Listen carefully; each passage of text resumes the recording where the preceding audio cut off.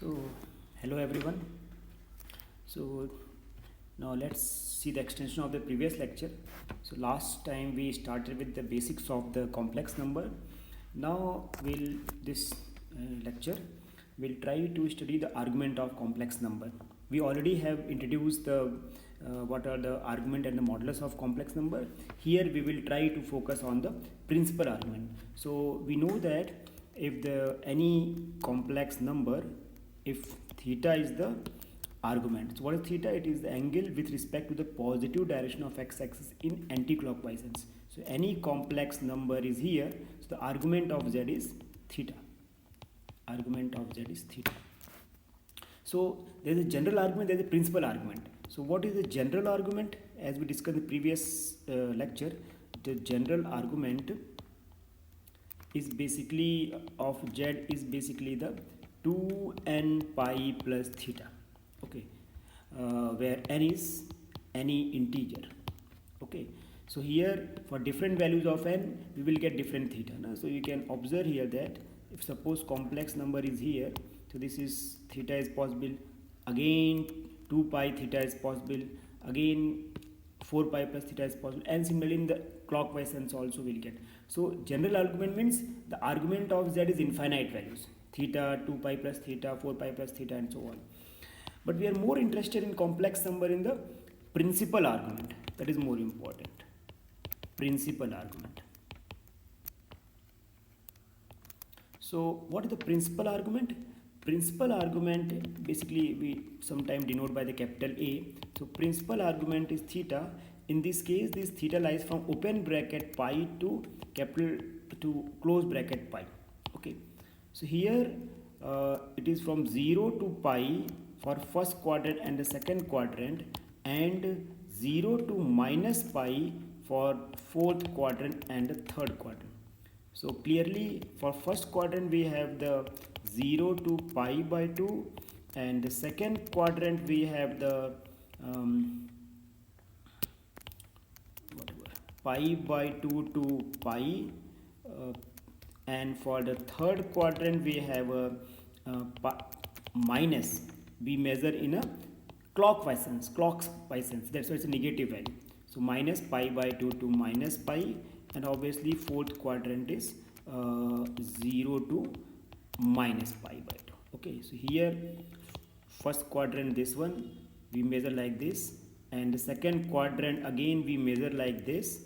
The third quadrant we measure in a clockwise sense, and the fourth quadrant again we measure in the clockwise sense. Okay, this is how we measure the principal argument. So principal argument means the we only get the value, we are able to get the values once. We are not doing a periodic argument. Okay, so but that to cover all the quadrant, first, second, third, fourth. Okay, how to find all this? For different quadrant this value changes. So how do we find? So if the complex number lies in any quadrant, let's say lies first or any quadrant, so we define something alpha. What is alpha?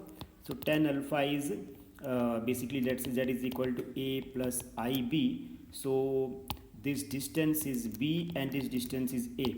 So tan alpha is b upon a.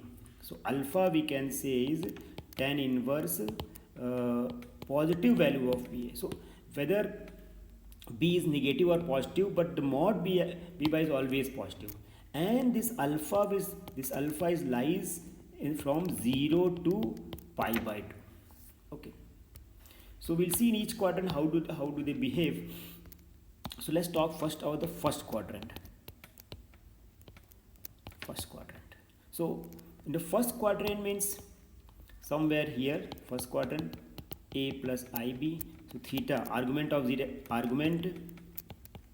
is theta, but since tan alpha is b by a, both b and a are positive, so I will write b by a. So alpha is tan inverse b by a. Okay, so this is also the, if you want to find the tan alpha, b by a. So in this case basically this is the b, this is the a, so theta is also alpha. And how to find alpha? Tan inverse b by a. So in case of first quadrant, the principal argument nothing but the tan inverse b by a. the positive B and A both are positive because they lies in the first quadrant. Now what happened in the second quadrant? Let's say second quadrant is more interesting. So first step is, if any, let's say here z is equal to a plus ib, the principal argument will be theta. So the principal argument is theta, that is the angle with respect to the positive direction of x-axis in an anti-clockwise sense. Okay, this is the principal argument in the for the case of second quadrant. Now our first step is finding this value, tan alpha mod b by a. Got it? Since b is here positive but a is negative, so overall b by a modulus is negative. So if I say what is alpha here, alpha here is mod b by a is a value from 0 to pi by 2. So essentially what is alpha here? Alpha here is this value, theta. Got it? Because 0 to pi by 2 value. So what is the theta here? Theta is, sorry, this is alpha.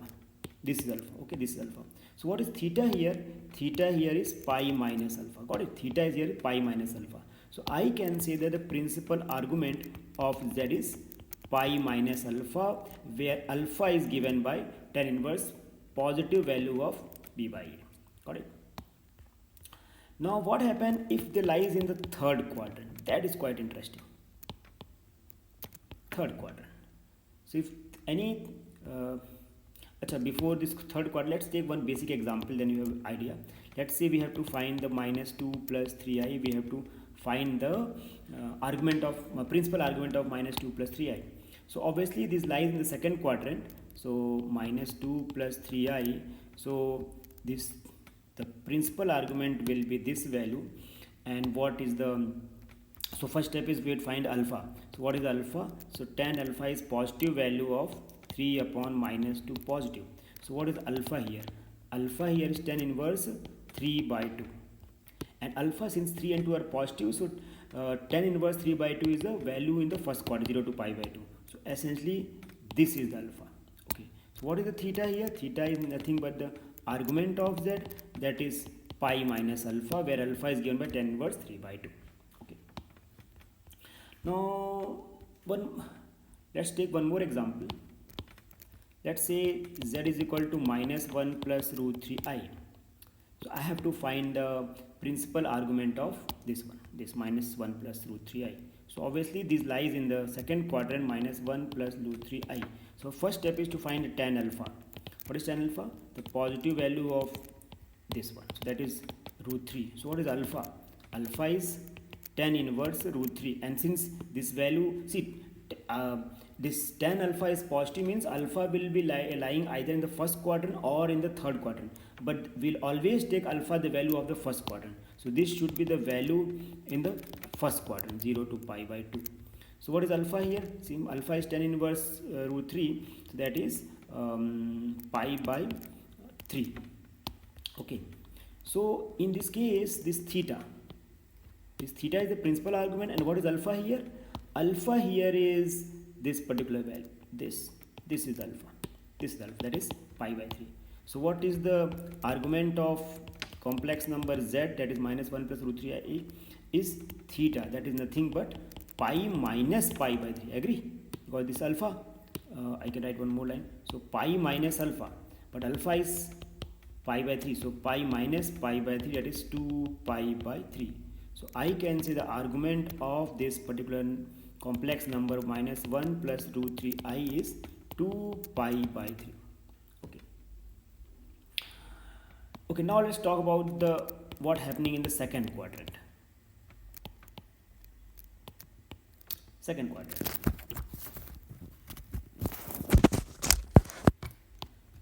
So second quadrant means it lies somewhere here. So the principal argument will, in case of principal argument, the argument is fine, but this is not the principal argument because this value of angle going beyond the pi. But we said that the principal argument theta should lies from minus pi by 2 pi. So it is not going beyond pi. But if we talk about this angle, this is going beyond pi. So this is not the principal argument. In fact, the principal argument will go in the clockwise sense. Okay. So here also let's say z is equal to a plus ib, so we'll find a tan alpha is equal to b upon a positive value, or alpha is, so b upon a positive value means this distance, basically this distance is b and this distance is a, and this is not a valid thing, so I will delete it part. So b by a, so obviously this is the alpha, this is alpha here, so tan alpha is b by a, or that is tan inverse b by a. So what is the theta, that is the principal argument? We can say that the theta is pi minus alpha, this is pi minus alpha, okay, but since we are measuring in the clockwise sense, so it will be minus pi minus alpha, got it? So we can say that in third quadrant argument of z is theta, that is pi minus alpha is the magnitude, but since we are measuring in the clockwise sense, hence we'll put the minus here, okay. Let's take one example. Let's say z is equal to minus root 3 minus I. So again it lies in the third quadrant. So what is tan alpha here? Tan alpha is minus 1 minus root 3 modulus. So tan alpha is 1 upon root 3. So alpha is tan inverse 1 by root 3, that means pi by 6. Okay. So what is this pi by 6? Pi by 6 is this value. This is pi by 6. But what is the principal argument? Principal argument is this one. Okay, so the principal argument means the angle which is measured with respect to the positive direction of x-axis in a clockwise sense. So magnitude wise, what is this value? Pi minus pi by 6. Magnitude wise, this value is pi by minus pi by 6. But since we are measuring in a clockwise sense, we'll put the minus here. We'll put the minus here. So again, in case of this theta, so this is the theta is the argument of z, that is pi minus pi by 6 with minus sign, because we are measuring in a clockwise sense. So this is minus 5 pi by 6 is the answer. Okay. Okay, so now let's talk about what is happening in the fourth quadrant. Fourth quadrant. So fourth quadrant, let's say any complex number lies in the fourth quadrant, z is equal to a plus ib. Obviously in this case a is positive but b is negative. So what is tan alpha here? Our first step is to find tan alpha. Tan alpha is b by a positive values. So again here same, this is the value is b, this is value a, so b by a positive value will be alpha here, tan alpha. Got it? And what is the principal argument of this z, or this theta is, this is also theta, principal argument. Okay, so theta is minus alpha. Why? Because we are measuring in a clockwise sense, that's why, and always measured with respect to the positive direction of x-axis. Okay, so that's why theta is minus alpha. Magnitude is alpha, but since we are measuring in a clockwise sense, that's why the value is written with minus sign. Okay, for example, let's say we have to find the minus 1, let's say plus 1 minus I. We have to find the principal argument of 1 minus I. So again this is somewhere here. So what is alpha here? Tan alpha is minus 1 upon 1 mod, that is 1. So alpha is pi by 4. So alpha is pi by 4. But what about the argument of z? That is theta, that is angle this theta. Okay, since we are moving in a clockwise sense, so this is nothing but pi by 4 is the magnitude. Pi by 4 is the magnitude, but since we are moving in a clockwise sense, we'll put a minus pi by 4. Okay. So essentially we can say that, summarize, we can say that z is equal to a plus ib. Okay, where alpha is tan inverse positive value of b and positive value of a. B may be negative, a may be negative, but we'll start considering with alpha is tan inverse b by a. Obviously here this alpha belongs to 0 to pi by 2. Okay, this is the 0 can be a close bracket, but obviously pi by 2 will be open bracket. So alpha is the first quadrant, acute angle. Now depending on which quadrant the complex number lies. If the complex number lies in the first quadrant, so this is the theta is alpha, straight up. The principal argument is alpha. But if they lies in the third quadrant, so in the case theta is pi minus alpha. Why? Because we discussed that the alpha lies in this one, acute angle. Whereas in case of the third quadrant, so third quadrant, this is the theta, and obviously this is the alpha. So theta is pi minus alpha, but since we are measuring in a clockwise sense, so I will put it here minus pi minus alpha. Similarly, if it is fourth quadrant, so fourth quadrant, obviously the alpha is here, and this is also the principal argument. So theta is equals to minus alpha. Why?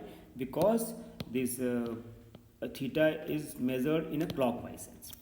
Okay, let's take some example. So if I say what is the argument of value 3, so where does 3 lies? 3 lies somewhere here.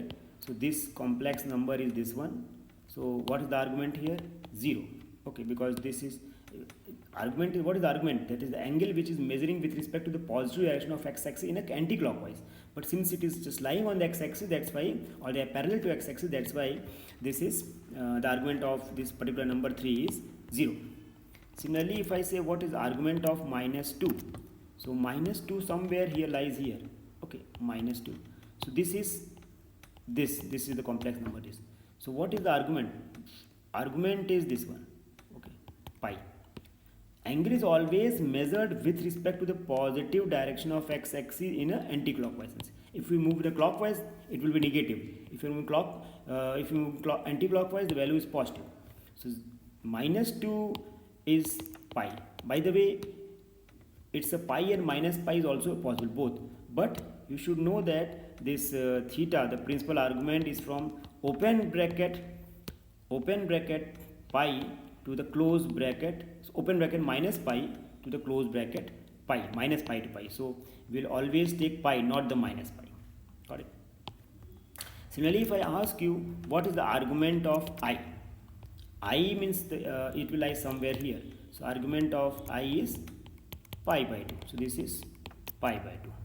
If I ask you what is the argument of minus 2i, so minus 2i lies somewhere here. It's a minus 2i. Okay, this is the complex number, and since we are asking the principal argument, we can't move like this. We have to move in a clockwise sense. Okay, so that value is, magnitude is pi by 2, but since we in a clockwise sense, we will minus pi by 2. The magnitude of this is pi by 2, but since we are moving in a clockwise sense, that is a minus pi by 2. So this answer is minus pi by 2. Okay. Now few of the interesting easy question. What is the argument of pi? Argument of pi is 0. Why argument of pi is 0? Because pi is a real number. It will lie somewhere here. So its argument is 0. But if I say what is the argument of minus pi by 2? Again, pi by 2 is a real number. Minus pi by 2 is also a real number. Only since it is moving in a negative x-axis side. So minus pi by 2 is a real number. And that's why since the argument angle is taken with respect to positive direction of x-axis, so we will measure from here and then we go here. So that is pi. Okay. So important thing is we should know that the argument. Okay, argument of purely real number is 0 or pi. So purely real number means the complex, it will either lie in the real line axis. So this is either positive or negative. If it lies on this side, this one, then the principal argument is 0. Whereas if they lies in the negative direction, so that means its argument is theta is pi. So this is how we have the argument of a real number is there. So argument of real number is either 0 or pi. If it lies on the positive direction of x-axis, then obviously its principal argument is 0, and if it lies in the negative x-axis or negative real axis, then the principal argument is pi. Okay, so you should understand that this is positive and this is the negative values, negative real number. Okay, Now if I talk about the argument of purely imaginary number, argument of purely imaginary number,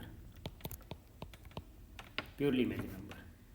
So that means either they will lie in the positive y-axis, in this case the argument is pi by 2, or they may lie in the negative x-axis, then the argument is minus pi by 2. So again, in case of this one, the argument is plus pi by 2 or minus pi by 2.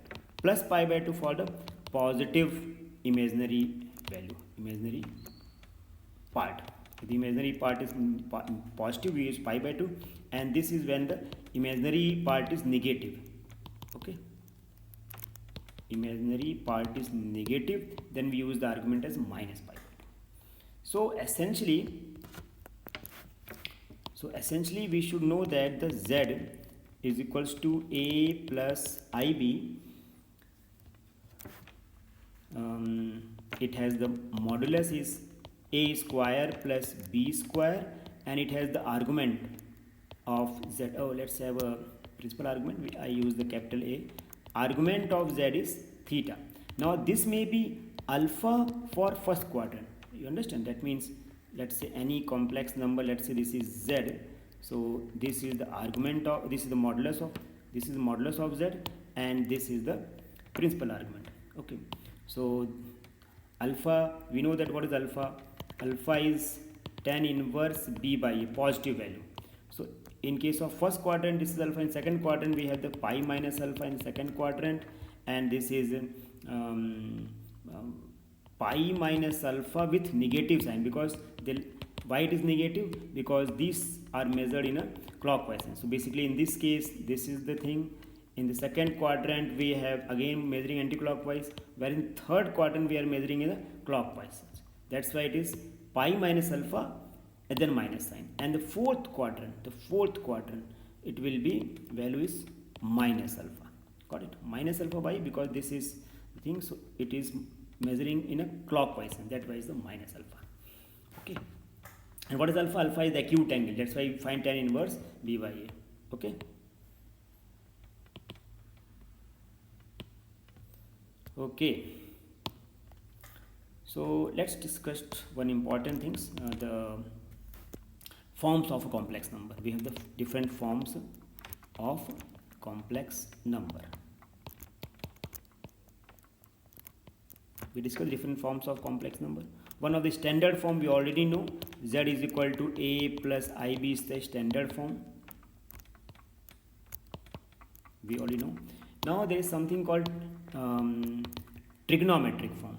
Okay, we'll try to see how it is related. Trigonometric form. Okay, trigonometric form. Now observe here that any complex number, let's say z, is equal to a plus ib, and this is the principal argument, and obviously this mod z is the modulus. So this is b and this is a. So what is b? B is mod z sin theta, and a is mod z cos theta. So I can say z is equals to a plus ib. What is a? A is equal to mod z cos theta and mod z sin theta bi. So what we get? Mod z common, I get cos theta plus I sin theta. Okay, so in trigonometric form they are represented like this: mod z cos theta plus I sin theta. So what is this one? So in any complex number, this is the modulus, and this theta is the, we can use general argument or principal argument. I'm just saying the argument, that's all. Okay, then so this is, we have done the standard form, trigonometric form, and so we have the standard form a plus ib, the trigonometric form in terms of cos theta and sin theta. Then we have third, we can say it's Euler form. There is something called Euler form. You can see the Euler form. That is very interesting. Euler form. So Euler form, any complex number is written as mod z. We know that the cos theta plus I sin theta. Obviously, theta is the argument of z. We can also write like this, mod z e to the power I theta. That is the Euler form, and that is a very powerful tool. Because of this Euler form only, the complex number are used widely, and this simplify the complex problem. Okay. So from here we can know that e to the power I theta is equals to cos theta plus I sin theta. This is also very interesting result. We'll derive in maybe this class not possible. Next lecture we'll derive why e to the power I theta is cos theta plus I sin theta. Okay. So basically this I am emphasizing mod z is equal to mod z e to the power I theta is called the Euler formula. Euler form. Okay. Because of the E is a Euler number. Since E is involved, hence it is called the Euler form. So, in a summary of forms of complex number,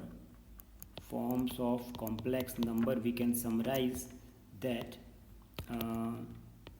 Z is equal to A plus I. This is a conventional form or this is standard form. We can say it's a conventional or standard form. Okay. Similarly, Z is equals to mod Z e to the power I theta. This is the Euler form. Euler was a scientist. Then there is something called mod Z cos theta plus I sin theta. This is the trigonometric form. And if it is like this, sometime mod Z and theta, this is called the polar form. Okay, why polar form? Because if any number in a plane P has any point in a complex, any point in a Cartesian plane, similar to the concept in the Argand plane also. If any point in a Cartesian plane, if you want to reach that point, either you move a distance here and then b distance here. That's why it is called a comma b. Or you find the distance a square plus b square, that is r, and then theta. R is nothing but modulus z. So if you want to reach at point P, you from the positive direction of x-axis, you incline yourself toward theta and move the distance r, then you can reach the point P.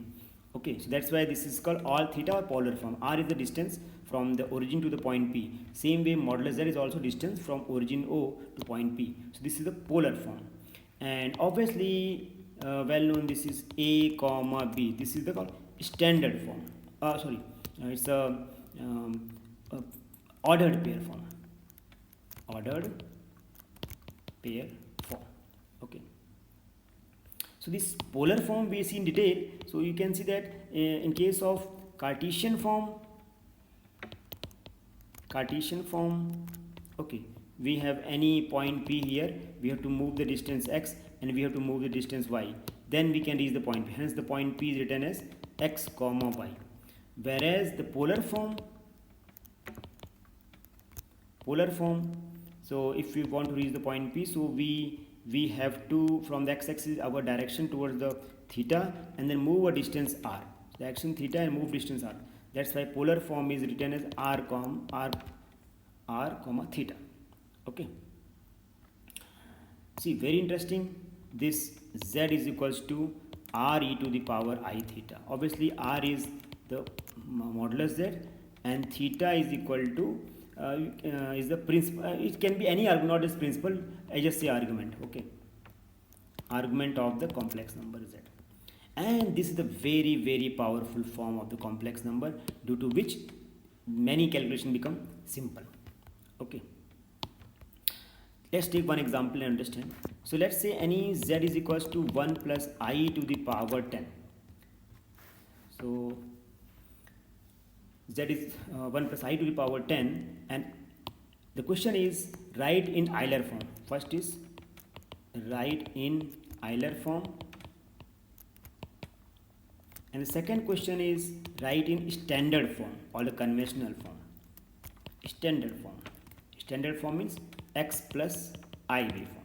Suppose in this particular question we have to write in the Euler form, and also we write in the standard form. So how do we do?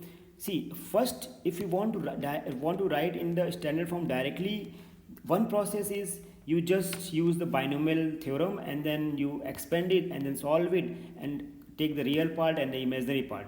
Okay, so this so one method is very lengthy method is this one. If we have any complex, any 1 plus I to the power t, using the binomial theorem we can have some part plus I to power some dirty part. Okay, it will take lots of time in calculation. So using binomial theorem, so rather than binomial theorem, if we use the Euler form, so Euler form means 1 plus I. 1 plus I written as a r e to the power I theta. What is r here? 1 plus 1 root. So r is root 2. And what is theta here? Theta here 1 plus I lies in the first quadrant. So theta is alpha. So theta is alpha and alpha is tan inverse I, and I has coefficient 1 and 1 is 1. That is 1 upon 1. That is pi by 4. Okay. So 1 plus I is 1 e to the power I pi by 4. So what is the value of 1 plus I to the power 10? That is e to the power pi by 4 to the power 10. E to the power I pi by 2. Okay, so 1 plus I to the power 10 is converted to Euler form like this. Now if I ask you to write, obviously it's Euler form, r is 1 and the argument is 5 pi by 2. But if I ask you the convert into the standard, solve into standard form or convert into standard form. So it's easy. We have e to the power I 5 pi by 2. That means 1 cos of 5 pi by 2 plus I of sine 5 pi by 2. Okay. So cos 5 pi by 2 means cos of 3. We can have a 5 pi by anyway 5 pi by 2 will be 0 because pi by 2 multiple of pi by 2. So this is 0 plus I sine 5 by 2. So sine 2 pi plus pi by 2. So this will turn out to be sine of 2 pi by 2 1, 0 plus I sine 2 pi plus pi by 2 will be sine of pi by 2.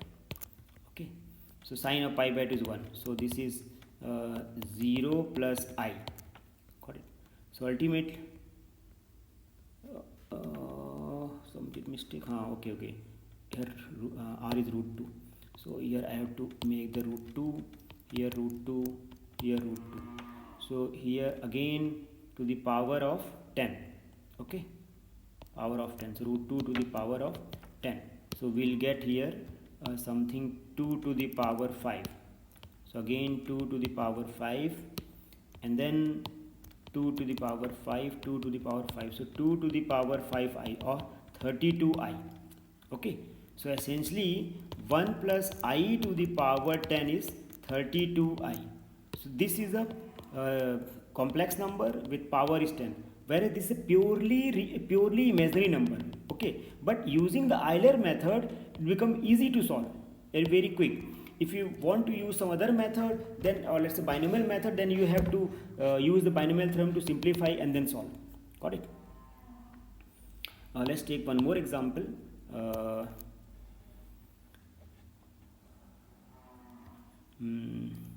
Let's say simplify z is equal to minus 1 plus root 3 I by 2 to the power 5. You have to simplify or write in the standard form, a plus ib form. So we start with minus 1 root 3 I by 2. This is, we can write like r e to the power I theta. So what is r here? So r in this case is minus 1 by 2 square plus root 3 by 2 whole square root. That is 1 by 4 plus 3 by 4 root. So 4 by 4 is 1. What about theta? Theta is, it lies in the, which quadrant? It lies in the minus 1 plus root 3. Oh, it lies in the third quadrant. So third quadrant, obviously, what is alpha here? So first we will find the value of alpha. So alpha is tan inverse positive value root 3 by 2 divided minus 2 minus 1. So it will be tan inverse root 3. That is nothing but pi by 3. So alpha is pi by 3. So this is pi by 3. But the argument is angle with respect to the positive direction of x. That is the argument, that is pi minus pi by 3, that is the 2 pi by 3. So that is 2 pi by 3. So we have a minus 1 plus root 3 I by 2 is equals to r is 1 e to the power I 2 pi by 3, but we need power 5. No? Our question is to solve to the power 5. So what we'll do, minus 1 plus root 3 I by 2 to the power 5, it is power I 2 pi by 3 to the power 5, that is e to the power I 10 pi by 3. No, it's other form. Now if you want to solve, convert into the standard form a plus ib form, so we'll write first into trigonometry, that is cos of 10 pi by 3 plus I of sine of 10 pi by 3, that is what is this one, cos 10 pi by 3, that is cos of 10 pi means 3 pi plus pi by 3 plus I sine 3 pi plus pi by 3, that is cos 3 pi plus pi by 3, it goes in the 3 pi plus pi by 3, that goes in the third quadrant, so it's a minus cos pi by 3, and again the sine goes in the third quadrant, so again minus sine pi by 3, so minus cos pi by 3 is pi by 3 is minus half, and this is minus root 3 by 2i. So this particular dirty things using the Euler form can easily be converted into the standard form. This is nothing but a minus half minus root 3 by 2i. Okay,